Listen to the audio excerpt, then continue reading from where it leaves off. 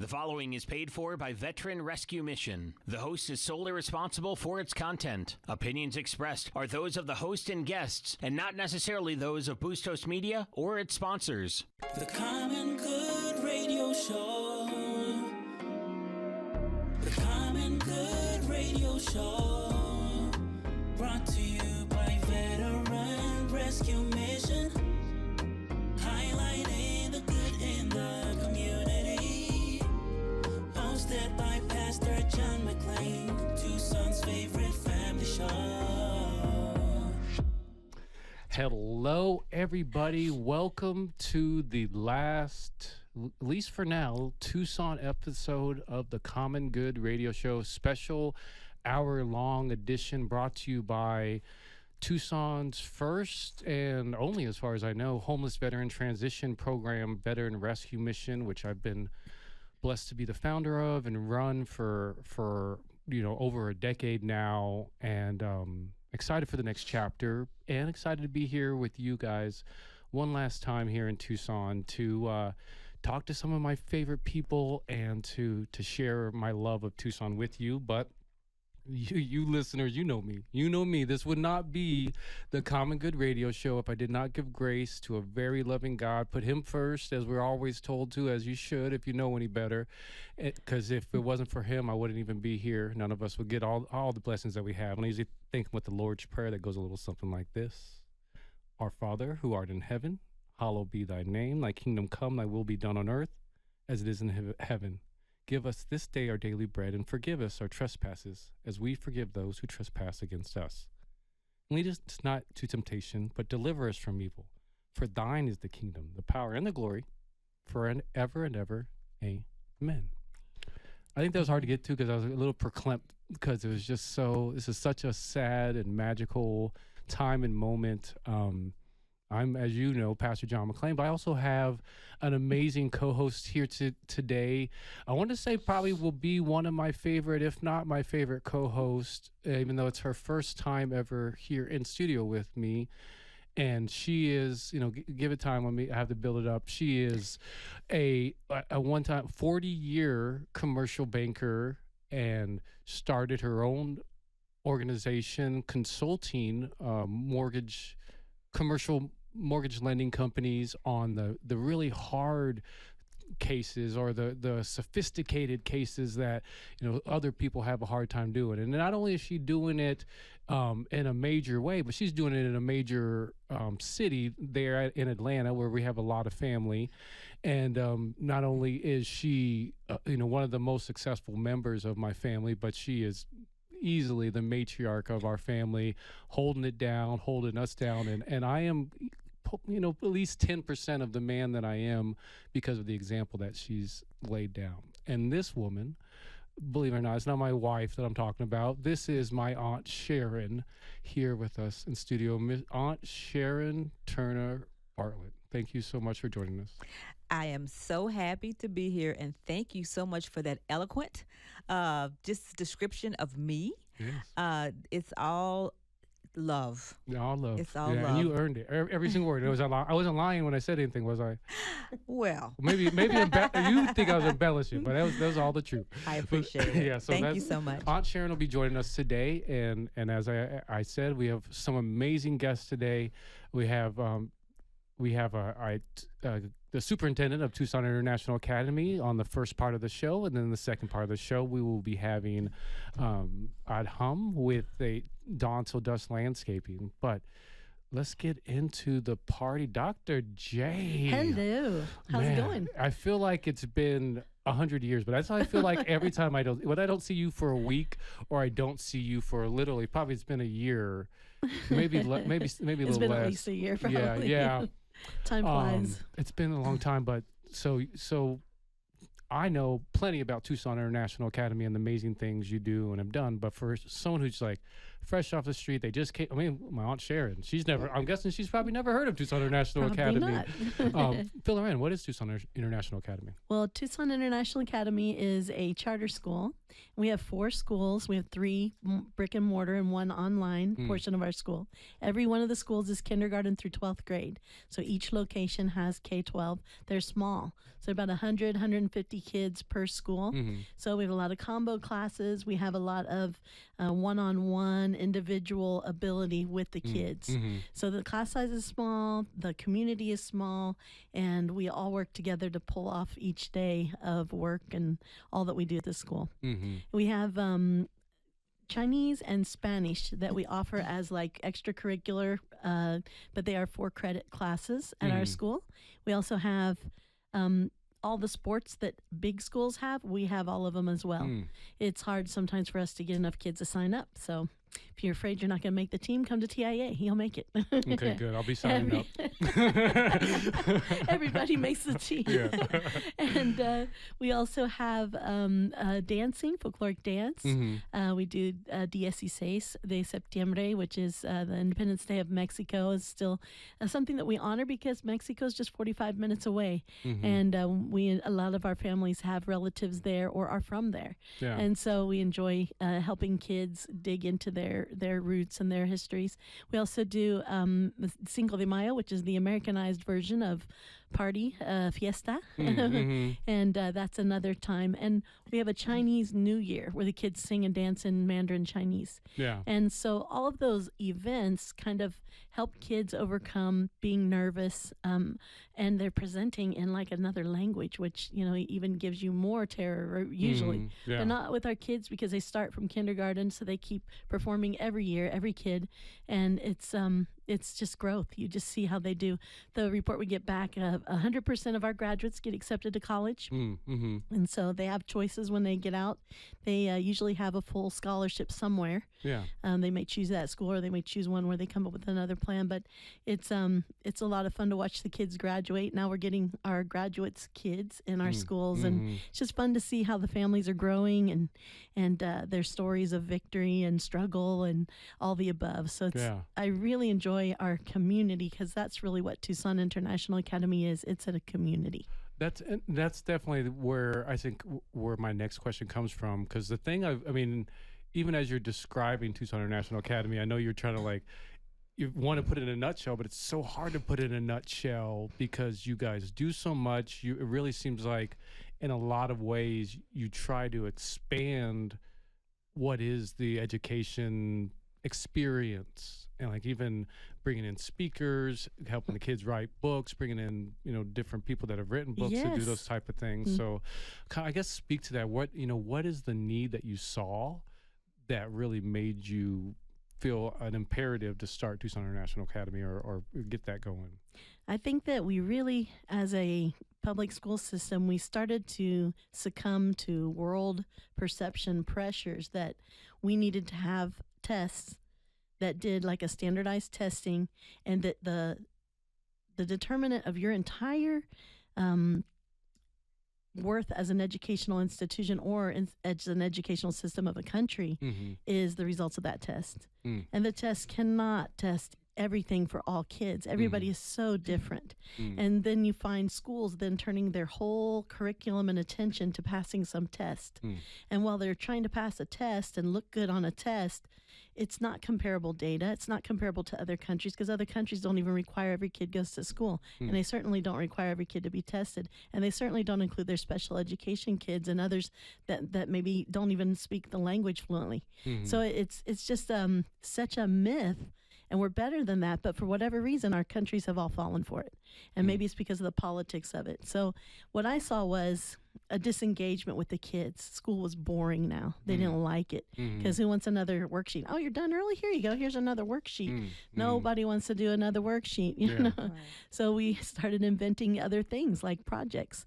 Big projects, and one of them was a publishing contest.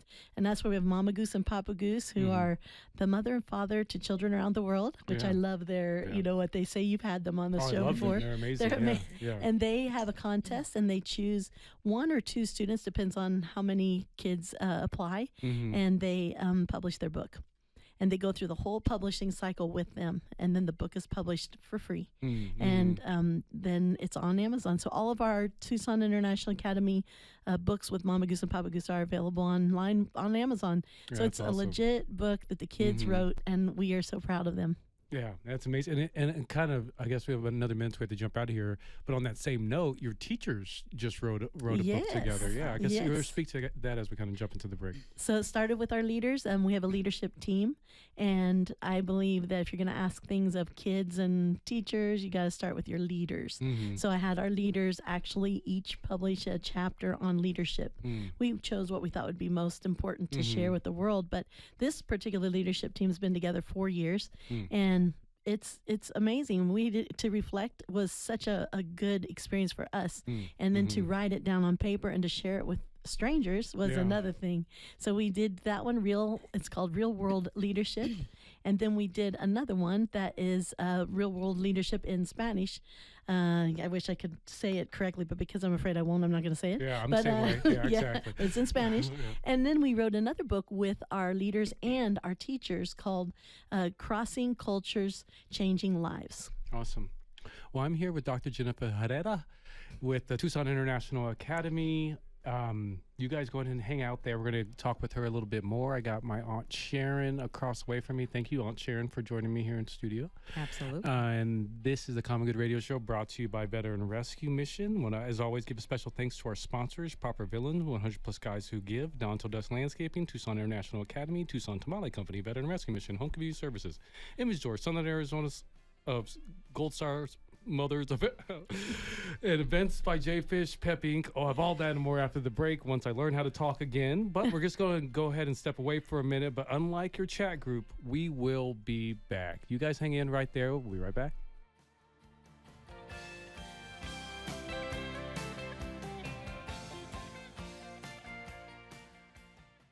The Common Good Radio Show. The Common Good Radio Show. Brought to you by Veteran Rescue Mission. Highlighting the good in the community. Hosted by Pastor John McClain, Tucson's favorite family show. Hello, everybody. Welcome back to the Common Good Radio Show, brought to you by Veteran Rescue Mission. I am Pastor John McClain. Across from me is my Aunt Sharon. That is Aunt Sharon of Pastor John McClain, as they call her on the streets. Thank you for joining me. You are so welcome. Yeah, she's from the ATL, so you could probably hear a little flavor in her voice there, and that's what you hear. I don't really think you have much of an accent, do you, Aunt Sharon? I don't really have that much of an accent. I left that in Savannah 100 years ago. Okay.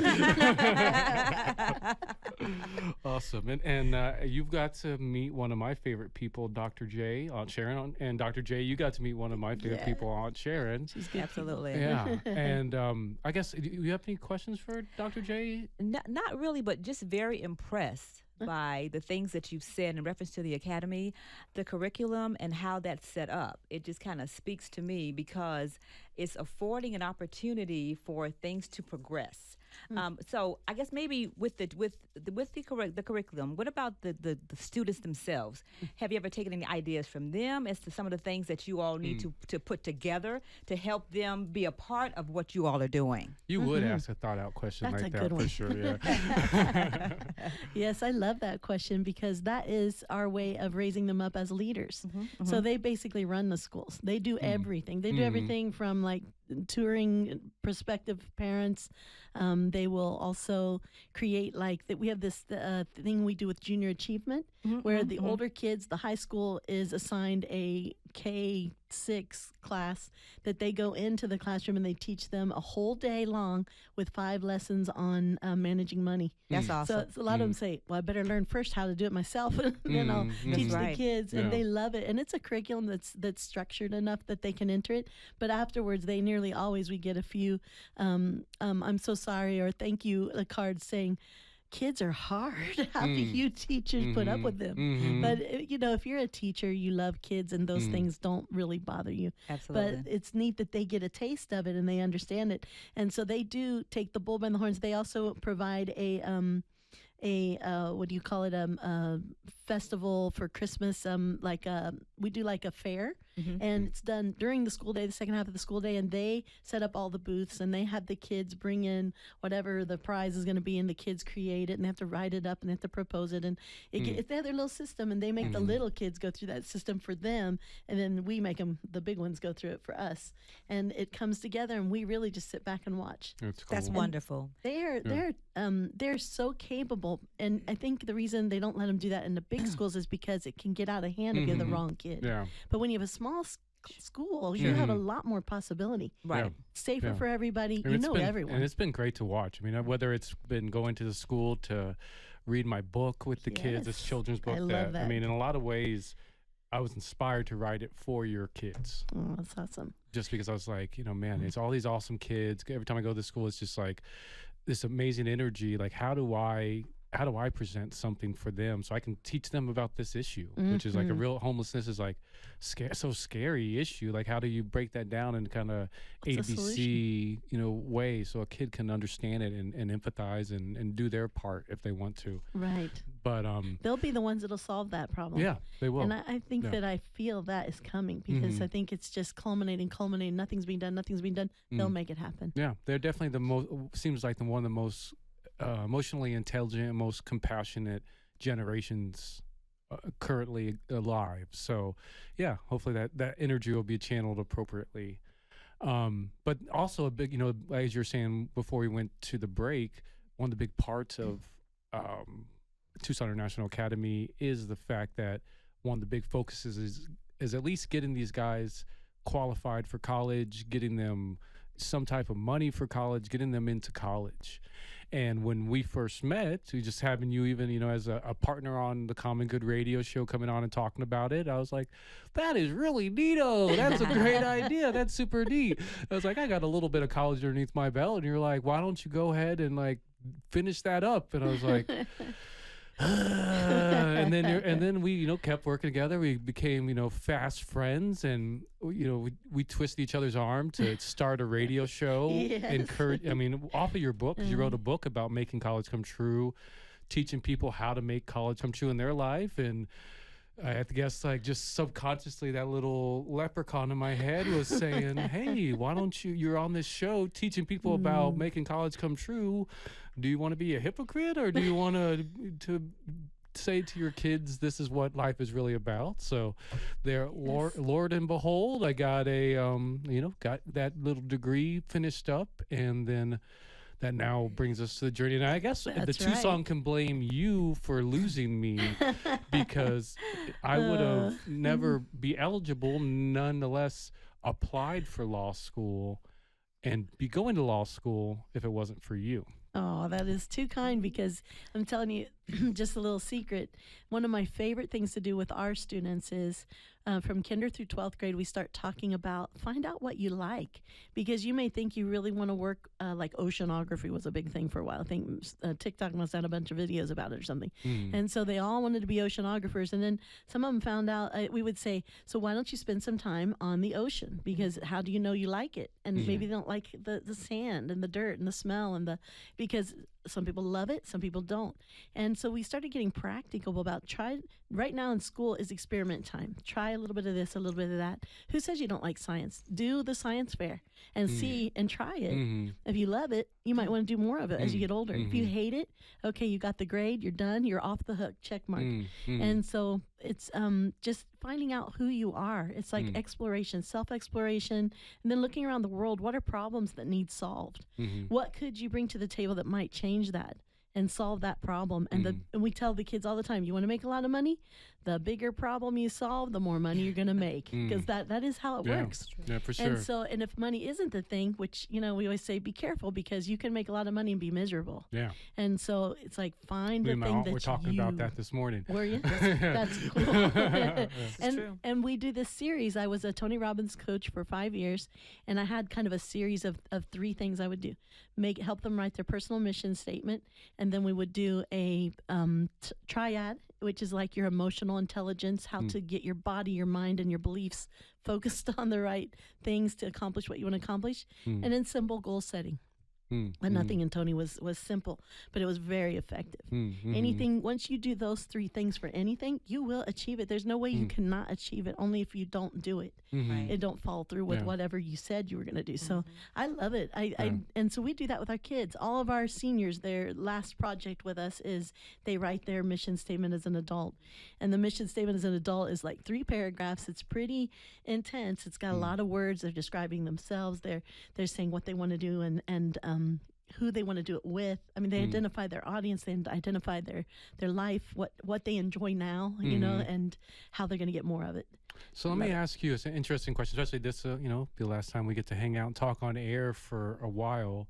From your perspective, from when you first met me and, you know, going through and seeing my story, getting to be part of the documentary that was done about the work that I've done and getting to learn about all of that and encouraging me into to where we are now. Like, I almost feel like just short of being a Tucson International Academy student, like it's kind of like you just did your Dr. J thing, and then here we are. So what is like, is this common? Is this what you're used to? Or tell me, you know, what has it been like being, you know, in my life and helping me to the next stage? It's my passion to help everybody. And even you wrote a reference letter for me, a recommendation letter even to get into law school. So thank you for that. Without a second thought, it was easy to write. Yeah, and to think that where we went from, you know, seeing the documentary and me being a homeless man at one time and getting arrested and all that, to writing a recommendation letter for me for law school. Absolutely. Well, when I first met you and I had seen your work and I thought, wow, he is a change maker. He is somebody who saw a problem and did something about it. That's the difference. A lot of people see the problem, they just want to complain about it and wish somebody else would clean it up. But you said, no, this is all of us. And so you had this it was your purpose was coming out already. And so you said what you did and some things that you did and all of those laws you were able to impact and then the suffrage that you kind of put yourself through to get the attention for that to be resolved. So when I met you, I thought, this guy's at the end of what he can do without a degree. It's too bad he doesn't realize he needs a degree. And then you said you had a little bit of one. So I said, hey, have you thought about going back to college? You should finish college. You'll regret it if you don't. And I knew all along, I thought, really, he's... And you're never forceful either. You're real, you know, real subtle and nice about, you are. Yeah. Kids don't know I do that either. But it's my passion to do that for everybody any age. I love that because Tony Robbins did that for me. I was a teacher. I just thought I'd be a teacher all my life. My husband worked for a grocery store. I thought I'd do it all his life. And he just said, is there something else in you? Is there more inside of you that is waiting to come out? Why don't you explore it? So he had these exercises while you were listening to his tape, because it was a cassette tape. That's how old I am. And it was releasing the power within or something like that. And it had those exercises. I did them and it came out that maybe I did have some ideas, and I wanted to change things in education because I love kids. I love working with all ages, really. And when I coached for Tony Robbins, it was adults. I saw they're just big kids. Well, thank you most of all, Dr. J, for inspiring me. I mean, I think ever since I met you, it just, as much as I was such a dreamer, you know, with the movie Here Comes That Dreamer, you made me dream even bigger. So thank you. And thank you for your friendship, supporting me all this time. It's meant the world to me. Likewise for me. Thank you. Well, man, before I cry, this has been the Common Good Radio Show brought to you by Veteran Rescue Mission. We're going to go ahead and take a break. We'll be right back. That's been Dr. Jennifer Herrera, the superintendent of Tucson International Academy. Definitely check them out. TIA.org. .com. TIA.com. And if you're not connected with them, at least I would check them out to support them. And me and my Aunt Sharon will be right back after the break.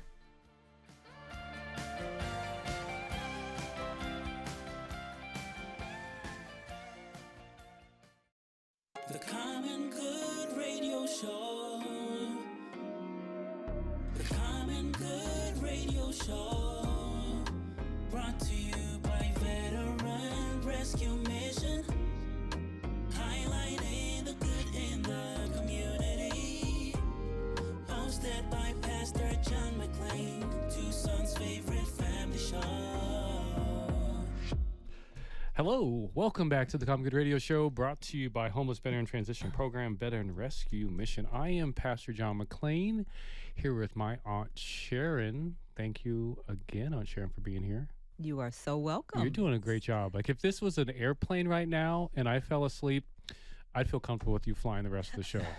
So yeah. So, Well, I appreciate that. Yeah, This is my absolutely. first time, and I'm really enjoying it. yeah, Thank you you'd so never much. guess it. Would you be able to guess it? No. Yeah, absolutely. Yeah, for sure. So Seated very comfortably. Oh, here, yeah. Just that's you see where I get my smoothness from. Yeah. Well, yeah. It's as my grandpa, my 99-year-old grandpa, her 99-year-old dad would say, "We just got good genes." Right? It's like something grandpa always says. This is true. That's exactly what he would say. Yeah. nice. So I have that voice you hear in studio. He's become a good friend over the years. Definitely in our networking community where we initially met each other, and I've been able to actually see you kind of like move around and rise and seem like a really beautiful home among Don Till Dusk landscaping, and that's our buddy Adham Abdallah. Yes. I hopefully I say that right. I'm a name butcherer, no, so you said it perfectly. Thank it you. is my profession. So I may not get my check today if I didn't butcher your name appropriately. but yeah. So for those, just real quick for those who aren't familiar with Don Till Dusk landscaping, fill us in. So we're a local company based on the east side of town. However, we do service all the way up to Dove Mountain, down to the south side and west side of town. Mm-hmm. We've been around for 9 years now. We're going into our 9th year. So Yeah. Yeah.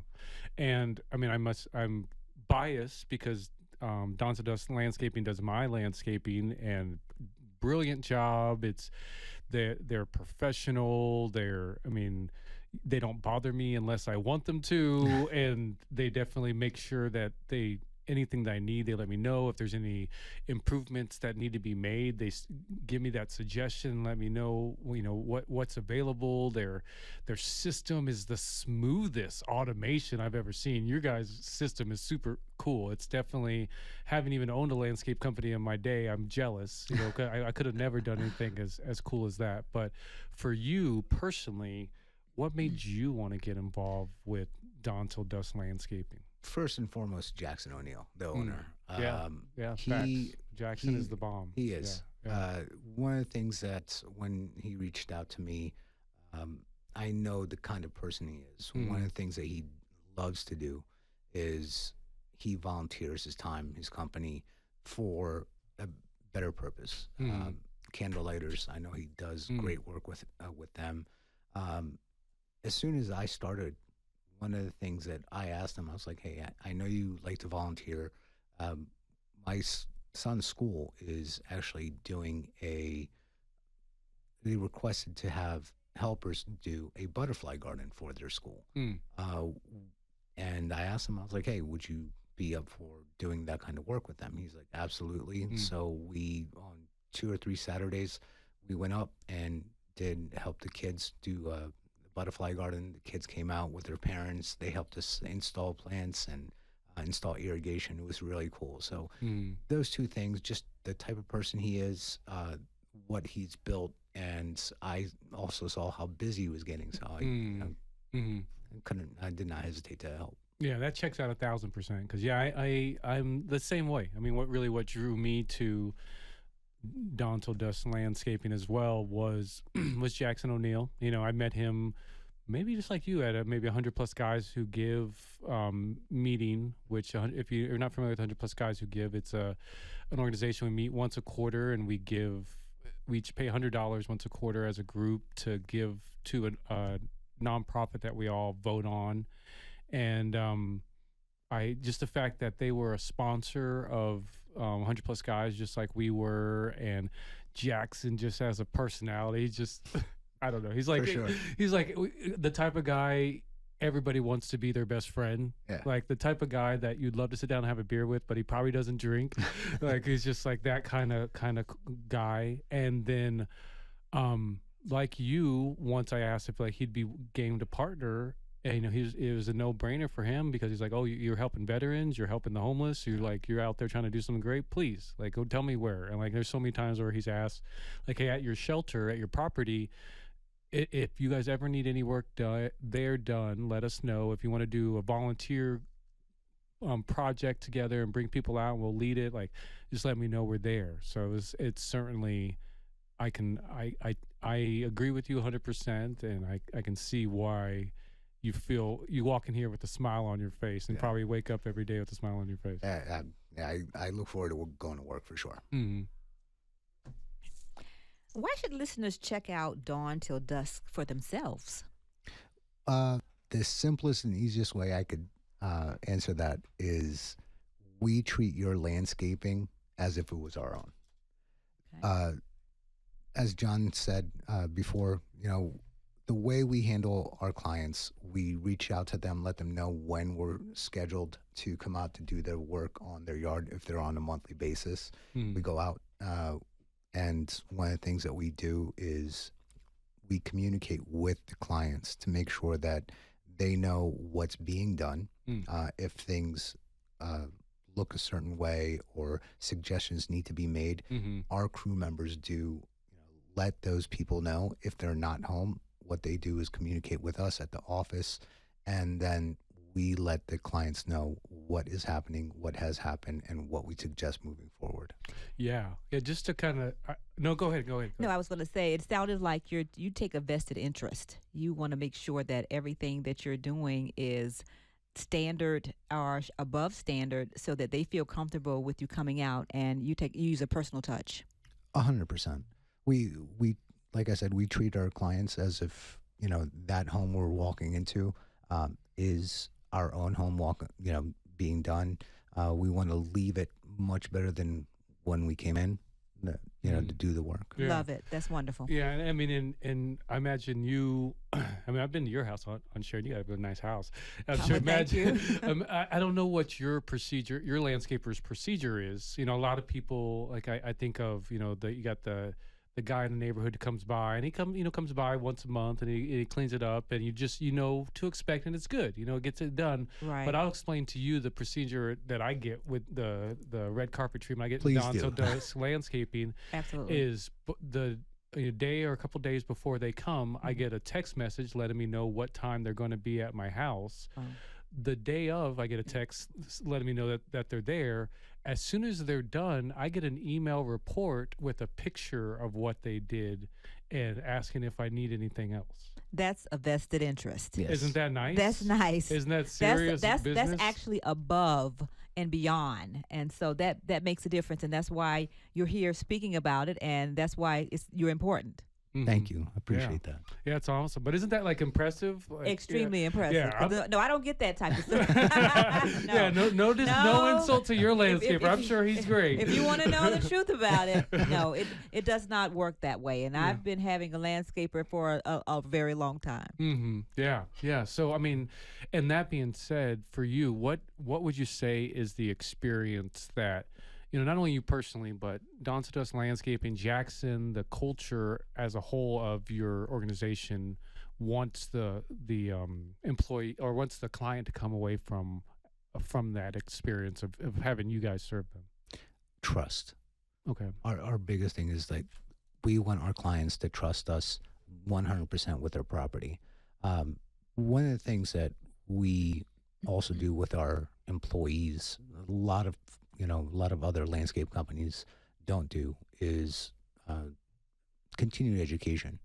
We have a meeting once a month with the crew, with multiple crews, teaching them on certain plants, plant life, irrigation, the types of things that smaller or maybe even mid-sized companies just don't invest back into their company, into their employees. We want to make sure that that translates to our clients. So our clients are getting the experience from the people that we have in our company. And I guess one last question, because we have a minute, so we have to jump out of here. For John Q. Public listener that needs a landscaper listening, what are the kind of the main services that you guys take pride in that you think they should call you about, and how can they get a hold of you? The one thing right now that we love is tree work. Okay. Especially coming up right now, monsoon season. A lot of storms going to come through. If trees aren't trimmed or thinned out properly, canopies lifted, there's a lot of damage that could happen, not only to the tree, but if there's a car, home underneath it, that could damage it a lot more. So trees right now, we have arborists in our company. We do take the time to, again, as I said before, education, make sure that our crews know exactly what to do, how to do it.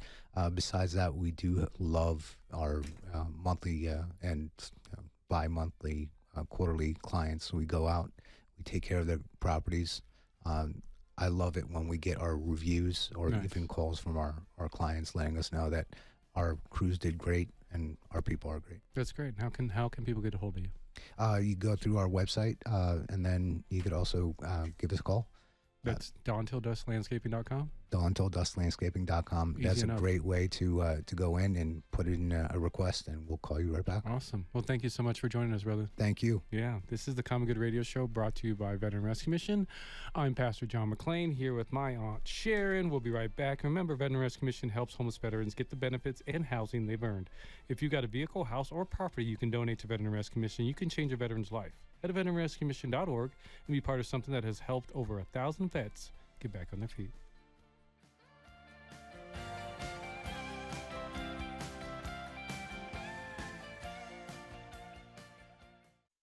The Common Good Radio Show. The Common Good Radio Show.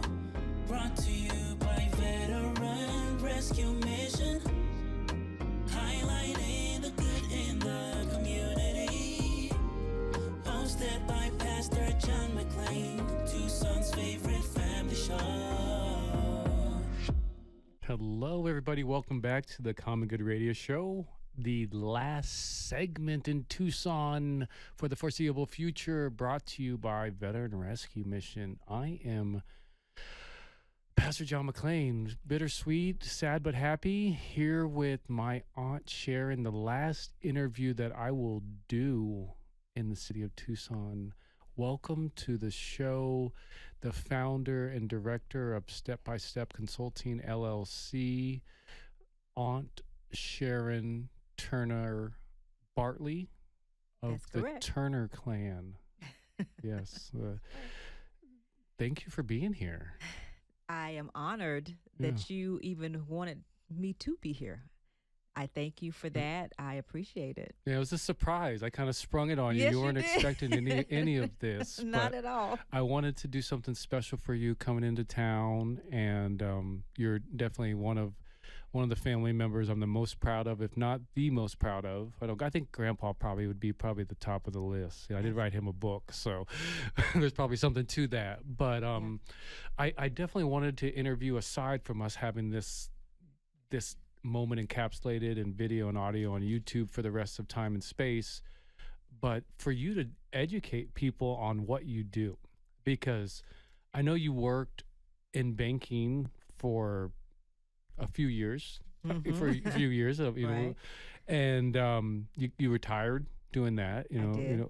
and it seemed like you did pretty well in that. We're pretty successful doing that. I guess briefly speak to that, and then I also want to speak, and then we're going to talk about what we're doing with Side by Side Consulting and help better educate myself and other nonprofits and churches that want to utilize the services that you do. Well, first of all, again, thank you so much for having me here. Mm. You have no idea how much this means to me. I don't even want to start crying because I know this is not the end of your journey, because you've got another path that you're going to be heading towards. And I want to say, first of all, I feel you're awesome, Thank you. charismatic, helpful, and caring individual. I am just, as my nephew, getting to know you, this experience has been amazing. Thank you. And I thank you. I Yeah, thank You're you. welcome. I'm proud of you. I'm happy for you. And I can't wait to see the progress that you make moving forward. Mm-hmm.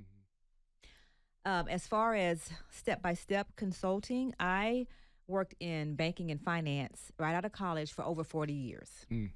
So I've done business banking, commercial lending, branch manager, and district manager. Mm-hmm. I retired as a vice president with the company. I am retired, but I felt a need to continue helping customers, small businesses and commercial customers after that. Mm-hmm. I felt the need to. I work closely with churches, with nonprofit, to help them put their packages together so that they can get funding to either refinance with cash out to make renovations to their properties or to purchase.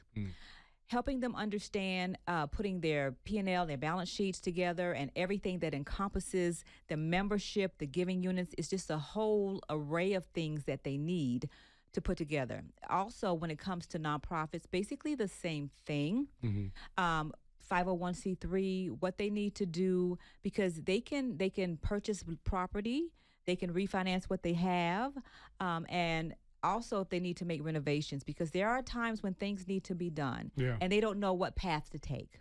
So, and as I told you, and why I haven't asked too many questions about this up to this point, because I wanted to find out for the first time here on the show, what made you think to go that path? Like particularly helping nonprofits and churches, especially your nephew, started a church, runs a nonprofit, How did we find our way here? How did I find my way with churches? One of the things that I found out is that pastors, they're not finance people. No, They, we are not. they're there to they're providing the word and the knowledge. They're doing that, but they don't know. So when it came time and when I was in commercial lending, when they needed to refinance, they didn't know what to do. They didn't understand how the process worked. So my passion is on the spiritual side, because, giving honor and grace to God, I always want to help those. That's my mission. That's a part of my mission. What I need to do is I want to help. And on the spiritual side, that moved me. So I was able to help numerous pastors. So there were some that their loans were coming to term. And by that, they had to get it refinanced because they didn't want to lose their properties. So I wanted to make sure that they had a process in place and that I was able to show them that way so that they could keep their churches and that they could move forward. Interesting. So it seemed like it was just this large gap that you saw particularly for pastors and particularly the church community. I did. It was an itch that you got to understand, banks don't want to foreclose on a church. They don't. Yeah, that's not a good look. Or even a nonprofit. Those are things that so it's a very, I guess, detailed, specific kind of underwriting process that goes into it. So you have to exactly know how that works. But nobody wants to foreclose on a church. And there were a number of national banks, and I worked for a big bank, that stopped working with churches for that fact. So that left out there, what do I do if I'm already with this bank and this bank does not want to keep me as a customer and help me move forward to the next level? What needs to happen? And that's where I came in to say, okay, based on your needs, let me find a lender that will help you. And that's what they want. They're eager to do churches. And there are a number of financial institutions. That's what they do. They have a niche. They want to do churches and they want to do nonprofits. Interesting. And man, I feel like, so just a kind of from an informational standpoint, Sure. I'm John Q. Pastor, John McClain Pastor, John Q. Pastor, and my church brings in, just for the sake of numbers, $150,000 a year. We have, $120,000 in expenses. So, we're kind of like, we have $30,000 extra. How much, and let's say I want to buy a new building for $500,000. Is that realistic? No. Okay. And let me tell you why.